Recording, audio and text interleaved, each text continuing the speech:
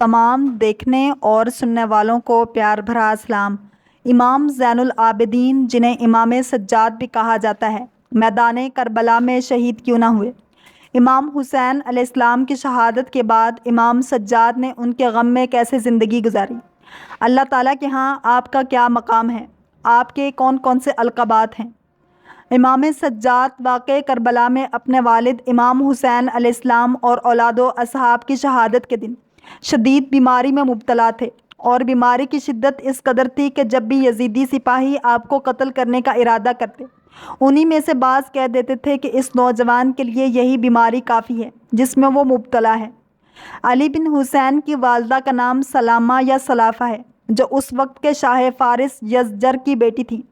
حضرت عمر فاروق رضی اللہ تعالیٰ عنہ کے زمانہ خلافت میں ایران فتح ہوا تو یہ لونڈی بنا لی گئی تھی۔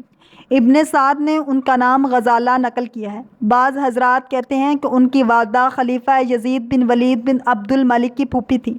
آپ کی والدہ کا نام شہربانو تھا، جو ایران کے بادشاہ یزدگرد سوم کی بیٹی تھی، جو نوشیروان عادل کا پوتا تھا۔ عاشوراء سن 61 ہجری کے بعد جب لشکر یزید نے اہل بیت کو اسیر کر کے کوفہ منتقل کیا تو ان میں سے حضرت زینب سلام اللہ علیہا کے علاوہ امام سجاد نے بھی اپنے خطبوں کے ذریعے حقائق واضح کیے اور حالات کی تشریح کی، اور اپنا تعارف کراتے ہوئے یزید کے کارندوں کے جرائم کو آشکار کر دیا اور اہل کوفہ پر ملامت کی۔ امام سجاد علیہ السلام نے کوفیوں سے خطاب کرنے کے بعد ابن زیاد کی مجلس میں بھی موقع پا کر چند مختصر جملوں کے ذریعے اس مجلس کے حاضرین کو متاثر کیا۔ اس مجلس میں ابن زیاد نے امام سجاد کے قتل کا حکم جاری کیا، لیکن حضرت زینب سلام اللہ علیہا نے درمیان میں آ کر ابن زیاد کے خواب کو سچا نہیں ہونے دیا۔ اس کے بعد جب لشکر یزید اہل بیت علیہ السلام کو خارجی اسیروں کے عنوان سے شام لے گئے تو بھی امام سجاد نے اپنے خطبوں کے ذریعے امویوں کا حقیقی چہرہ بے نقاب کرنے کی کامیاب کوشش کی۔ جب اسیران آل رسول صلی اللہ علیہ وسلم کو پہلی بار مجلس یزید میں لے جایا گیا تو امام سجاد علیہ السلام کے ہاتھ بندھے ہوئے تھے۔ امام نے یزید سے مخاطب ہو کر فرمایا، تجھے خدا کی قسم دلاتا ہوں، تو کیا سمجھتا ہے اگر رسول اللہ صلی اللہ علیہ وآلہ وسلم ہمیں اس حال میں دیکھیں؟ یزید نے حکم دیا کہ اسیروں کے ہاتھ پاؤں سے رسیاں کھول دی جائیں۔ امام علی بن الحسین کی کنیات ابو الحسن، ابو الحسین، ابو محمد اور ابو عبداللہ ہیں۔ آپ کے القاب میں زین العابدین، سید الساجدین، سجاد، ہاشمی، علوی، مدنی، قریشی اور علی اکبر شامل ہیں۔ ابن عباس رضی اللہ تعالیٰ عنہ کی رسول خدا صلی اللہ علیہ وآلہ وسلم سے منقول روایت کے مطابق قیامت کے دن منادی ندا دے گا، زین العابدین کہاں ہیں؟ تو گویا میں صفوف کے درمیان میں علی بن الحسین کو چلتا ہوا دیکھ رہا ہوں۔ دیگر روایات کے مطابق ایک شب آپ محراب عبادت میں عبادت الہی میں مصروف تھے کہ شیطان ایک سانپ کی شکل میں ظاہر ہو کر آپ کو عبادت الہی سے منحرف کرنے کی کوشش کی، لیکن آپ کی خدا کی جانب توجہ میں کوئی فرق نہیں پڑا تو غیب سے منادی نے 3 مرتبہ ندا دی، انت زین العابدین۔ آپ کی دیگر القابات میں سے جو امام سجاد کو دیے گئے ہیں، کیونکہ عبادت اور نماز و سجود کی کثرت کی وجہ سے آپ کے اعضائے سجدہ پر اونٹ کے گھٹنوں کی طرح گٹے پڑ گئے تھے۔ امام سجاد علیہ السلام واقعہ کربلا کے بعد 64 سال بقیت حیات رہے، اور اس دوران میں آپ نے شہدائے کربلا کی یاد تازہ رکھنے کی ہر ممکن کوشش کی۔ پانی پیتے وقت والد کو یاد کرتے تھے، امام حسین علیہ السلام کے مصائب پر گریہ کرتے اور آنسو بہاتے تھے۔ ایک روایت کے ضمن میں امام جعفر صادق علیہ السلام سے منقول ہے کہ امام سجاد علیہ السلام نے تقریباً 40 سال تک اپنے والد کے لیے گریہ کیا، جبکہ دنوں کو روزہ رکھتے اور راتوں کو نماز و عبادت میں مصروف رہتے تھے۔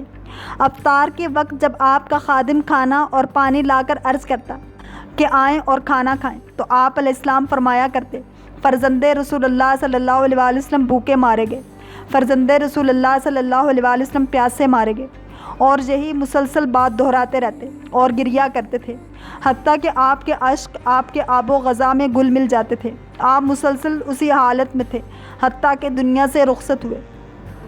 ابو حمزہ سمالی سے مروی ہے کہ علی بن الحسین راتوں کو کھانے پینے کی چیزوں کو اپنے کندھے پر رکھ کر اندھیرے میں خفیہ طور پر غرباء اور مساکین کو پہنچا دیتے تھے اور فرمایا کرتے تھے، جو صدقہ اندھیرے میں دیا جائے وہ غضب پروردگار کی آگ کو بجھا دیتا ہے۔ محمد بن اسحاق کہتا ہے کچھ لوگ مدینہ کے نواح میں زندگی بسر کرتے تھے اور انہیں معلوم نہ تھا کہ ان کے اخراجات کہاں سے پورے کیے جاتے ہیں۔ حضرت امام زین العابدین کی وفات کے ساتھ ہی انہیں راتوں کو ملنے والی غذائی امداد کا سلسلہ منقطع ہوا۔ راتوں کو روٹی کے تھیلے اپنی پشت پر رکھ کر دیتے تھے اور محتاجوں کے گھروں کا رخ کرتے تھے اور کہتے تھے رازداری میں صدقہ غضب پروردگار کی آگ کو بجھا دیتا ہے۔ ان لادنے کی وجہ سے آپ کی پیٹھ پر نشان پڑ گئے تھے اور جب آپ کا وصال ہوا تو آپ کو غسل دیتے ہوئے وہ نشانات آپ کے بدن پر دیکھے گئے۔ ابن سعد روایت کرتا ہے جب کوئی محتاج آپ کے پاس حاضر ہوتا تو آپ فرماتے صدقہ سائل تک پہنچنے سے پہلے اللہ تک پہنچ جاتا ہے۔ ایک سال آپ علیہ السلام نے حج کا ارادہ کیا تو آپ کی بہن سکینہ بنت الحسین علیہ السلام نے 1000 درہم کا سفر خرچ تیار کیا اور جب آپ حرہ کے مقام پر پہنچے تو وہ سفر خرچ آپ کی خدمت میں پیش کیا گیا اور امام نے وہ محتاجوں کے درمیان میں بانٹ دیا۔ آپ کا ایک چچا زاد بھائی ضرورت مند تھا اور آپ راتوں کو شناخت کیے بغیر آپ کو چند دینار پہنچا دیتے تھے اور وہ شخص کہتا تھا علی بن الحسین قرابت کا حق ادا نہیں کرتے، خدا انہیں اپنے اس عمل کا بدلہ دے۔ امام اس کی باتیں سن کر صبر و بردباری سے کام لیتے تھے اور اس کی ضرورت پوری کرتے تھے۔ امام کا انتقال ہوا تو وہ احسان اس مرد سے منقطع ہوا اور وہ سمجھ گیا کہ وہ نیک انسان امام علی بن الحسین ہی تھے۔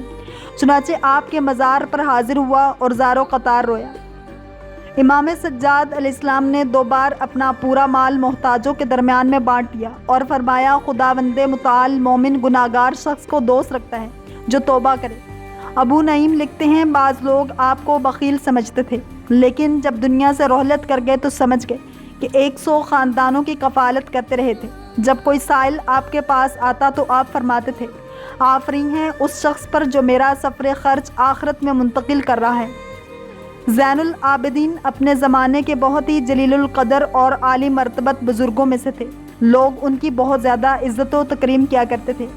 مشہور واقعہ ہے کہ حشام بن عبد الملک اپنے زمانہ خلافت سے قبل ایک دفعہ حج کے لیے گئے۔ بیت اللہ شریف کے طواف کے دوران میں حجر اسود کا استلام کرنے کا ارادہ کیا لیکن بہت زیادہ رش ہونے کی وجہ سے نہ کر پایا۔ اتنے میں حضرت امام زین العابدین تشریف لائے، ایک چادر اور تہبند باندھے ہوئے، انتہائی خوبصورت چہرے والے، بہترین خوشبو والے۔ ان کی آنکھوں کے درمیان میں پیشانی پر سجدے کا نشان تھا۔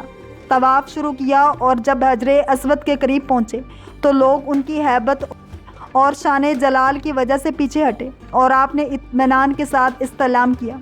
حشام کو یہ بات اچھی نہ لگی۔ اہل شام میں سے کسی نے کہا یہ کون ہے جس کی ہیبت اور جلال نے لوگوں کو پیچھے ہٹنے پر مجبور کیا ہے؟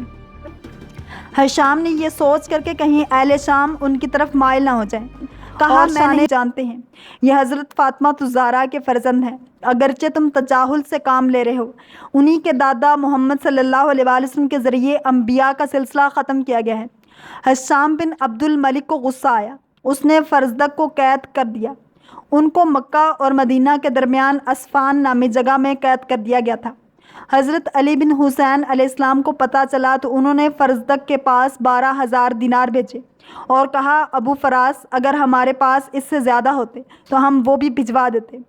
فرزدق نے یہ کہہ کر واپس کر دیا کہ اے رسول اللہ صلی اللہ علیہ وسلم کے فرزند، میں نے جو کہا اور اس کے رسول صلی اللہ علیہ وسلم کی خاطر کہا اور میں اس پر کچھ کمانا نہیں چاہتا۔ حضرت زین العابدین نے یہ کہہ کر واپس بھجوا دیا کہ تمہارے اوپر جو میرا حق ہے اس کا واسطہ ہے کہ تم انہیں قبول کرو، بے شک اللہ تیرے دل کے حال اور زینت کو جانتا ہے۔